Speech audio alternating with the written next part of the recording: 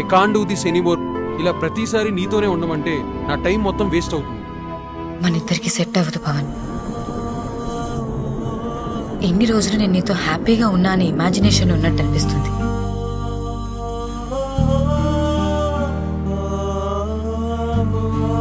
ఇకపై మనం కలబోయేది లేదు. Good bye. ఇలా ప్రతిసారి నువ్వు ఇచ్చే టైం కోసం నేను వెయిట్ చేయలేను. Good bye.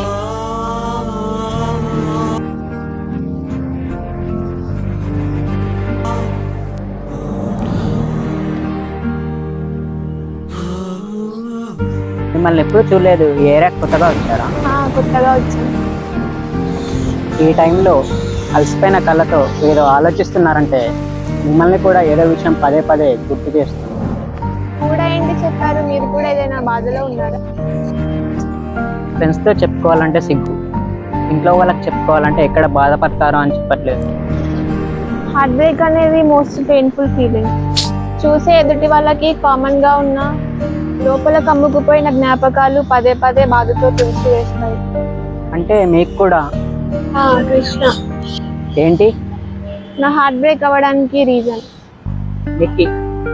ఎవరైనా మీట్ అయితే వాళ్ళు వాళ్ళ పేర్లతో పరిచయం చేసుకుంటాం. బట్ మనం ఉన్న సిచ్యుయేషన్కి మనల్ని ఎవరైతే వద్దనుకున్నారో వాళ్ళ పేర్లతో ఇంట్రొడ్యూస్ చేసుకుంటున్నాం. హౌ క్రేజీ కదా. ఐఎమ్ ప్రియా. పవన్. ఈ లవ్ అనేది సిగరెట్ లాంటిది. అది తాగితే మనకు క్యాన్సర్ వస్తుంది, పోతామని తెలిసి కూడా 3 నిమిషాల 30 సెకండ్ల రిలాక్సేషన్ కోసం మన జీవితాలనే మనం రిస్క్లో పెడతాం. కానీ మన మనసుకి ప్రాణం కన్నా దాని సంతోషమే ముఖ్యం కదా. ఆ సంతోషం కోసం మర్చిపోలేని జ్ఞాపకాలు, చచ్చే వరకు వీడని బాధల్ని తెచ్చుకుంటాం. అందుకే మనసుకి బ్రెయిన్ లేదంటారు. ఆ బ్రెయిన్కే మనసు కనుక ఉంటే ప్రపంచంలో సగం బ్రేకప్లు ఉండేవి కావు. ఇంతకీ మనం తెలియకుండా చేసిన తప్పేంటి? నమ్మకం. మనం ప్రేమించిన వాళ్ళ దగ్గర కూడా ఒకేలా ఉంటుందని మనం నమ్మి మోసపోతాం. అంటే మనసు మరి అంత ఇన్నోసెంట్ అంటారా? అది అంత ఇన్నోసెంట్, సెన్సిటివ్ కాబట్టి మనకు లైలా మజ్ను, రోమియో జూలియట్ లాంటి లవ్ స్టోరీస్ ఉన్నాయి. ఆ గ్రేట్ లవ్ స్టోరీస్ వెనక ఎన్నో మనస్పర్ధాలు, కోపతాపాలు ఉండే ఉంటాయి కదా. అవి లేకుండా ఏ లవ్ స్టోరీ కూడా అంత గ్రేట్ లవ్ స్టోరీ అవ్వదు కదా. గ్రేట్ లవ్ స్టోరీస్ ఎప్పుడు ఎందుకంత కఠినంగా ఉంటాయి? మీరే చెప్తున్నారు గొప్పది, గ్రేట్, విలువైనది అని. కొలిమిలో కాలకుండా బంగారు రూపం, చిలి కొట్టకుండా శిల్పం అంత ఈజీగా రాదండి కదా.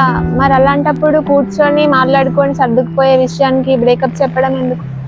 మరీ కసాయివాడు నమ్మిన గొర్రెల మందులో ఒకలా ఉన్నారే. సారీ, బట్ ఇదే నిజం. ఒక చెట్టు కొమ్మకు తనలో పూసిన పువ్వుపై ప్రేమ, మమకారం ఉంటుందో దాని టైం వచ్చినప్పుడు అది రాలిపోతుందని యాక్సెప్ట్ చేయడమే reality. Moral of the story ఏంటంటే never still attach to everyone. ఇలా చచ్చేంత వరకు ఈ జ్ఞాపకాలతో ఉండి బాధను భరిస్తూ బ్రతకడమేనా? ప్రియా గారు ఎంతవరకు చదువుకున్నారు మీరు? ఇంజనీరింగ్. ఇంత గొప్ప బ్రెయిన్కి ఏది దాచుకోవాలి, ఏది వదిలేయాలని తెలియదంటారా? ఇంత గొప్ప మేధావైన ప్రేమ అనే ఉచ్చులో ఇరుక్కుంటే దాని నుంచి బయటపడడం చెప్పినంత ఈజీ కాదు. ఆల్ రైట్, నేను యాక్సెప్ట్ చేస్తాను. బట్ నాకు నవ్వు వస్తుంది. ఏ? ఎక్కడో ఇంటర్నెట్లో చదివినట్టు గుర్తు. బహుశా మీ గొప్ప ప్రశ్నలకి ఆయన ఒక్కడే సమాధానం చెప్పగలడు. మీరు చెప్పింది కరెక్టే, కానీ బరువు అనిపించినప్పుడు ఏ భారాన్నైనా వదిలేయాల్సిందే. కానీ మనకున్న ఒకే ఒక ఆప్షన్, మన జ్ఞాపకాల బరువు భారంగా మారే వరకు వెయిట్ చేయవలసింది. కానీ ఆ భారం మోయాలనిపించే జ్ఞాపకాలు అయితే? ఈ మాటలు వింటుంటే మాకు చిన్నప్పుడు ఒక పద్యం గుర్తొస్తుంది. తినగా తినగా వేము తీయనుడు, అయినా ఎంత తీయనగా తయారైతే మాత్రం రోజు తింటామా? తినలేం కదండి. మీ పేరేంటి? ప్రియా. మీ పేరులో ఇంత మధురం ఉన్నప్పుడు ఈ మధురమైన మనసుని తాకడానికి ఒక తేనెటీగైనా రాదంటారా? ఏంటోనండి, మీతో మాట్లాడుతుంటే సగం భారం తగ్గినట్టు అయ్యింది. వెళ్దామా అండి?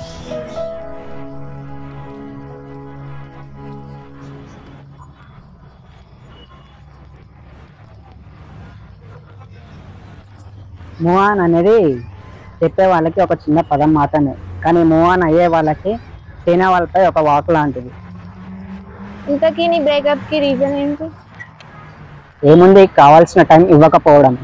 How strange. నేనేమో ఎక్కువ టైం స్పెండ్ చేస్తున్నానని నాకు బ్రేకప్ చెప్పారు. మీదేమో ఇలా చాలా వింతగా ఉంది. అయినా ఎక్కువ టైం స్పెండ్ చేయడం తప్పంటారా? కాదు, కానే కాదు. యాక్చువల్లీ రోజుకి 24 గంటలు ఉండేది కదండి. అండ్ ప్రతిరోజు అందరికి ఒకే పనులు ఉండవు కదా.